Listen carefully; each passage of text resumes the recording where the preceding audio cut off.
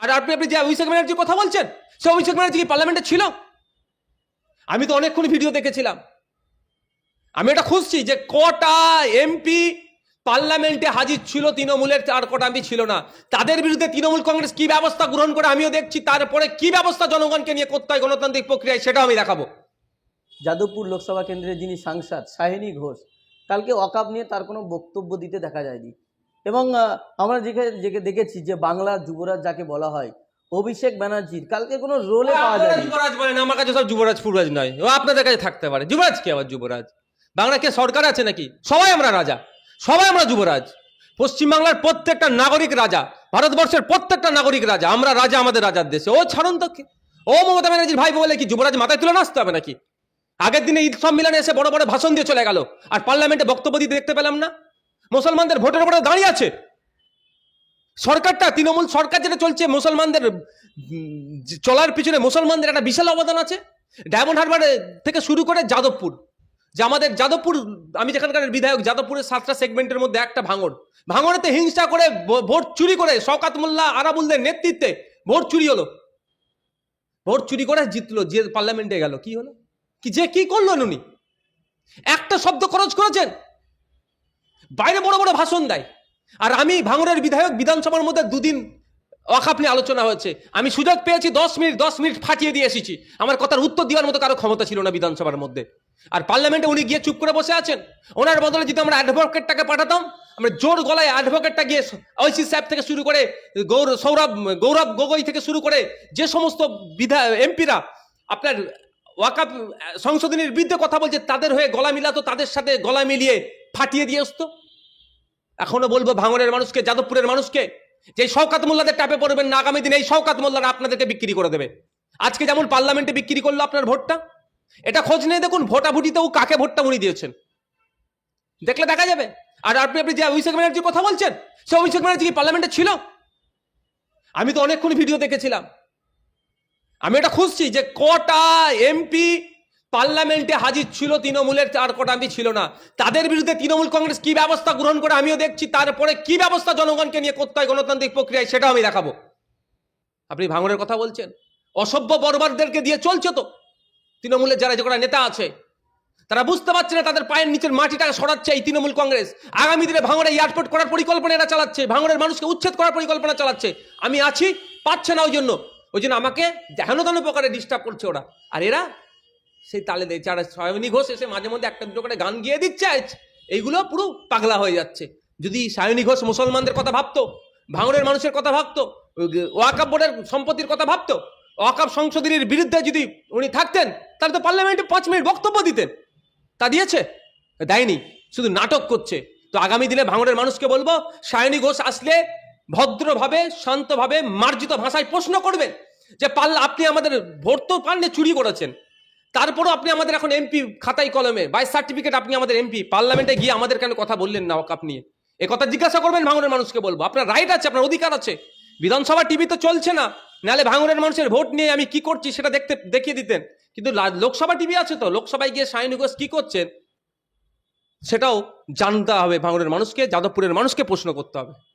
যে অভিষেক ব্যানার্জির কথা বললেন আপনি, যে অভিষেক ব্যানার্জি সংসদে উপস্থিতই ছিলেন না, তাকে দেখাই যায়নি ভিডিওতে, তার বক্তব্য পাওয়া যায়নি।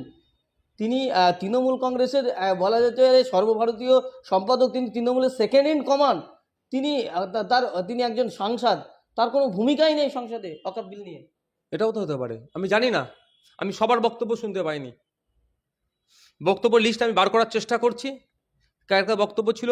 এবং এটাও আমি বলে রাখছি, আমার ভিডিওটা যারা শুনবেন, যারা তৃণমূলকে 2024-এ 2021-এ পঞ্চায়েত নির্বাচনে বিজেপিকে আটকানোর জন্য ভোট দিয়েছেন, তাদেরকে আমি বিশেষ করে এই ভিডিওটা আমার দেখুন। নতুন সংসদ ভবনে এখন ডিসপ্লের নিচের এখানে করে দিয়েছে, কে কোথাও ভোট দিচ্ছে, ছবি সবাই কম বেশি তুলেছে, সেগুলো পোস্ট করতে বলুন তো। যে আপনি কোন পক্ষে ভোটটা দিয়েছেন, নিশ্চিতভাবে ছবি তুলেছেন ভোটাভুটির সময়, সেটা পোস্ট করতে বলুন তো, তাহলে ধরা খেয়ে যাবে যে কে ভোট দিয়েছে না দিয়েছে। এবার অভিষেক ব্যানার্জি মহাশয় এখানে এসে রেড রোডে লক্ষাধিক মানুষের সামনে বড় বড় গলাবাজি করে দিয়ে চলে গেলেন। পার্লামেন্টে গিয়ে তিনি বক্তব্য দেননি কেন? আমি কিন্তু জানি না বক্তব্য দিয়েছে কি দেয়নি। আপনি শিওর তো? কারণ আমি সবার বক্তব্য শুনিনি। তাহলে দেয়নি কেন? এক নম্বর কথা। দ্বিতীয় কথা, ভোটাভুটিতে অংশগ্রহণ করেছিল কি করেনি সেটাও দেখতে হবে। শুধু অভিষেক বাবু নয়, তৃণমূলের আর বাকি কারা করেনি সেটাও খোঁজ নিতে হবে, জবাবদি করতে হবে। মমতা ব্যানার্জি মহাশয়কে উত্তর দিতে হবে। তিনি দলের সুপ্রিমো। তিনি বলছেন মুসলমানরা তোমরা নিশ্চিন্তে থাকো, এখানে এসে রেড রোডে এসে বিজেপির বিরুদ্ধে আমরা দেখব। তাহলে বিজেপি অকাপ সংশোধনী বিল নিয়ে আসলো, তার বিরুদ্ধে ভোটাভুটিতে অংশগ্রহণ করবেন, আর তাহলে কিভাবে দেখবেন? এটা জবাবদি মুসলমানদেরকে করতে হবে, বাংলার নাগরিককে করতে হবে। খুঁজে আমরাও বার করছি কটা এমপি অনুপস্থিত ছিল, তারপরে কিভাবে গণতান্ত্রিক প্রক্রিয়া জবাব দিতে হয় সেটা আমরা দেখাবো। যে গতকাল সংসদে কেন্দ্রীয় স্বরাষ্ট্রমন্ত্রী অমিত শাহ বক্তব্য রাখতে গিয়ে তিনি বললেন যে অকাপ সম্পত্তির মধ্যে মন্দিরের সম্পত্তি রয়েছে, অকাপ সম্পত্তির মধ্যে সরকারি সম্পত্তি রয়েছে। রীতিমতো তিনি অভিযোগ করেছেন। বিষয়টা নিয়ে কি বলবেন? দেখুন, ব্যাপারটা হচ্ছে, সর্বপ্রথম বলি, সংখ্যাগরিষ্ঠতার জোর দেখিয়ে সংখ্যালঘুদের অধিকারকে হরণ করা হয়েছে এই সংশোধনীর মাধ্যমে। আমরা বিরোধিতা করছি, নিন্দা করছি। আগামী দিনে সংখ্যালঘু সমাজ থেকে শুরু করে সংখ্যাগুরু সমাজের মানুষকে সাথে নিয়ে মাঠে ময়দানে গণতান্ত্রিক প্রক্রিয়াতে এই ওয়াকফ বিল যাতে প্রত্যাহার করে, তার জন্য সরকারের বিরুদ্ধে আমরা শান্তিপূর্ণ বিক্ষোভ করব, প্রতিবাদ করব। সাথে সাথে আইনের দ্বারস্থ হয়ে সুপ্রিম কোর্টে গিয়ে মামলা করব বিলটাকে প্রত্যাহার করানোর জন্য। এখন কথা হচ্ছে, অমিত শাহজি যে তথ্য দিয়েছেন সেটা অসত্য তথ্য দিয়েছেন। ওই তথ্য দেওয়ার কারণটা কি? ওইটা হাউসের মধ্যে আলোচনাটা বাইরে ছড়াবে। বাইরে আমরা যারা দেশপ্রেমিক তাহলে স্বাভাবিকভাবে কি বলবো, সত্যি তো খারাপ জিনিস, দেশের সম্পত্তি নিয়ে সরকারি সম্পত্তি ফিরিয়ে দেওয়া হোক, এটা চর্চা হবে। যে মুসলমানদের অধিকারকে হনন করছে তখন আর কেউ বলবে না, তখন বলবে কি না সরকারি সম্পত্তি, মন্দিরের সম্পত্তি রেখেছে ওটাকে ফেরত দেওয়া হোক। অন্যদিকে মাইন্ডকে ডাইভার্ট করার জন্য ভারতবর্ষের সংখ্যাগুরু সমাজের মানুষও তো এটাকে ভালোভাবে নেবে না, কারণ আমাদের তো তারা সহনাগরিক। তাদের সহনাগরিকের সাথে যদি অন্যায় হয় স্বাভাবিকভাবে তারা মুখ খুলবে। যাতে মুখ খুলতে না পারে সেই জন্য কি করছে, যে এই ধরনের অসত্য কথা বলছে। যদি ভাই আমি আপনাকে বলি শাকিরুল সাহেব, যদি সরকারি সম্পত্তি ঢুকে থাকে তার জন্য ট্রাইব্যুনাল আছে, তো কটা মামলা হয়েছে, কি কি মামলা হয়েছে? ট্রাইব্যুনালের অর্ডার যদি পছন্দ না হয়, সম্ভবত আর্টিকেল 226 বা 227 দিয়ে হাইকোর্ট সুপ্রিম কোর্ট যেতে পারে, মামলা হয়েছে কি? অসত্য তথ্য অনেক দিয়েছে বিধানসভার মধ্যে, লোকসভার মধ্যে অনেক এমপিরা আমি দেখলাম, যারা ওই শুধু ওয়াকফের সংশোধনীটাকে জোর দিয়ে ক্ষমতা দেখিয়ে বাস্তবায়ন করা যারা চেষ্টা করছে, শুধু ক্ষমতা দেখাচ্ছে না, সংখ্যার জোর দেখাচ্ছে না, সাথে সাথে অসত্য তথ্য দিয়েছে অনেক। আমি এটাকে নিন্দা ধিক্কার জানাচ্ছি। আপনারা বারবার অভিযোগ করছেন যে এই যে নতুন ওয়াকফ সংশোধনী বিল নিয়ে আসা হয়েছে, তার মধ্যে যে ওয়াকফ বোর্ডে অমুসলিমদের 2 জন রাখা ম্যান্ডেটরি, কিন্তু অমিত শাহ তো একদম সংসদে দাঁড়িয়ে বলেছেন যে এই বিলে এরকম কিছু নেই, কোনো অমুসলিম রাখা হবে না। দেখুন, আমাকে যদি অ্যামেন্ডমেন্টের সংশোধনীর যদি আমি কপিটা থাকতো, প্রায় 40টা মতো সংশোধনী আছে, তাহলে আমি আপনাকে দেখিয়ে দিতাম যে কোন কোন জায়গায় কিভাবে। 1995-এর যে প্রিন্সিপাল অ্যাক্ট আছে ওয়াকফের, সেখানে মুসলিম শব্দ যেখানে যেখানে ছিল সেই শব্দ শুধুমাত্র তুলে দেয়নি, সাথে নন মুসলিম ইনক্লুড করার জন্য অপশন দিয়েছে। এবার আপনি প্রশ্ন করতে পারেন, ওয়াকফ বোর্ডে নন মুসলিম আসলে আপনার অসুবিধা কোথায়? সুবিধার প্রশ্ন আসছে না, এখানে স্বতন্ত্রতার প্রশ্ন আসছে, এখানে অধিকারের প্রশ্ন আসছে, এখানে হকের প্রশ্ন আসছে। আমি আপনাকে দেখাতে পারি, ডকুমেন্টস আছে, যে পার্সি ভাইয়েরা যারা, জৈন ভাইয়েরা যারা, বুদ্ধিস্ট যারা, হিন্দু সমাজের মানুষ যারা, বা ভারতবর্ষের আর যারা ধর্মচারণ করে, তাদের ধর্মীয় প্রতিষ্ঠান রক্ষণাবেক্ষণ, ধর্মের ক্ষেত্রে সম্পত্তি যারা উৎসর্গ করে সেগুলো রক্ষণাবেক্ষণের জন্য প্রতিজনের আলাদা আলাদা করে বোর্ড আছে। কারো ওয়াকফ বোর্ড নাম দিয়ে আছে, তো কারো ট্রাস্ট, পার্সি ট্রাস্ট অ্যাক্ট আছে, হিন্দু এন্ডোমেন্টস অ্যাক্ট আছে, মন্দির বা টেম্পেল অ্যাক্ট আছে, বিভিন্ন অ্যাক্ট আছে। সেখানেও কিন্তু স্পষ্টভাবে বলা আছে, আমি যদি বলি কাশী বৈশ্বনাথ টেম্পেল অ্যাক্ট 1883 সালে তৈরি হয়েছে, যেটা 1983-তে, সেখানে বলা আছে ওই কমিটির মধ্যে সিনিয়র অফিসার থেকে শুরু করে কর্মচারী পর্যন্ত অহিন্দু কেউ থাকতে পারবে না। আবার যদি একটা ধাপে গিয়ে যায়, তা আমি আন্ধ্রপ্রদেশের এগুলো খুঁজলেও পাওয়া যাবে, সেখানে বলা আছে যে আপনি অহিন্দু তো আপনি পাবেন না এখানে দায়িত্ব। শুধু তাই নয়, অর্থাৎ হিন্দু হিসাবে যখন আপনি পারফর্ম করছেন, দায়িত্ব সামলাচ্ছেন, দায়িত্ব সামলাতে সামলাতে যদি আপনি হিন্দু ধর্ম থেকে আপনি ত্যাগ করলেন, যার যে কোনো ধর্মতে যেতে পারলেন বা আপনি হিন্দু ধর্ম ত্যাগ করে দিলেন, সঙ্গে সঙ্গে আপনি ওই পদের আর থাকার উপযুক্ত থাকলেন না, এই ধরনের আইন আছে। তো যখন অন্য ধর্মের মানুষের ক্ষেত্রে এই আইন করা আছে, ওয়াকাফের ক্ষেত্রেও একই আইন ছিল যে ওয়াকাফ ম্যানেজমেন্টের সমস্তটা মুসলিমরাই দেখবে। ঠিক যেভাবে দেবত্ব সম্পত্তি, যেটা আমরা সহজ ভাষায় বলি, সেটা ম্যানেজমেন্টে হিন্দু ভাইরা দেখবেন, পার্সিদের সম্পত্তি, ধর্মীয় সম্পত্তি ম্যানেজমেন্টের জন্য পার্সিরা দেখবেন, বুদ্ধগয়া মন্দির নিয়ে একটা চর্চা হচ্ছে সবাই জানেন, তারা দেখবেন। তো এই যে স্পেসিফিকেশন ছিল সেখানে কি হচ্ছে, এখন এটা আমভাবে করে দেওয়া হচ্ছে। তাহলে কি প্রশ্ন উঠতেই পারে, তাহলে এই কাশী বৈশ্বনাথ মন্দিরের যে আইন আছে তারও সংশোধনী হবে? আন্ধ্রপ্রদেশে হিন্দু রিলিজিয়াস এন্ডোমেন্ট যেটা আছে, বা টোটাল ভারতবর্ষে হিন্দু রিলিজিয়াস এন্ডোমেন্ট অ্যাক্ট যেটা আছে, রিলিজিয়াস এন্ডোমেন্ট অ্যাক্ট 1800 কত সালে তৈরি, তাহলে সেটাও সংশোধন করতে হবে। কারণ সেম ডিফারেন্ট রিলিজিয়ান থেকে থাকবে না, এখানে ওখানে বলা আছে সেম রিলিজিয়ান থেকে ওখানে ম্যানেজমেন্টে থাকবে, তাহলে এগুলো চেঞ্জ করতে হবে না। শুধুমাত্র মুসলমানদের সাথে এটা হচ্ছে, এটা শুধুমাত্র মুসলমানদের সাথে করছে, এটা মুসলমানদেরকে অবৈধভাবে, অন্যায়ভাবে মুসলমানদের উপর আঘাত নেবে নিয়ে আসার অপচেষ্টা চালাচ্ছে। তবে যে সংসদে, যে আমি এখনো বলছি এটা অসাংবিধানিক সংশোধনী, আমি অন ক্যামেরা বলছি, কেউ পারলে আমার নামে, আমি যদি ভুল কথা বলি আমার বিরুদ্ধে কোর্টে যেতে পারে। যে সংশোধনী নিয়ে এসেছে বিজেপি পরিচালিত কেন্দ্র সরকার, অসাংবিধানিক, অগণতান্ত্রিক, এটা সম্পূর্ণভাবে একটা ধর্মের, মুসলমান ধর্মের মানুষদেরকে কোণঠাসা করার চেষ্টা হচ্ছে, বৈষম্য স্বীকার করছে মুসলমানদের। এর বিরুদ্ধে আমরা মাঠে ময়দানে প্রতিবাদ করব, সমাজের সমস্ত শ্রেণীর মানুষকে নিয়ে। আমাদের সমাজে বৃহত্তর অংশে আমাদের হিন্দু সমাজের মানুষ থাকে, তাদের কাছে আমরা যাব, তাদেরকে বলবো। একজন পার্টি হিসাবে, আইএসএফ সেকুলার ফ্রন্ট হিসাবে আমার কাজ হচ্ছে যাদের আর ডেপ্রাইভ হচ্ছে তাদের পাশে থাকা।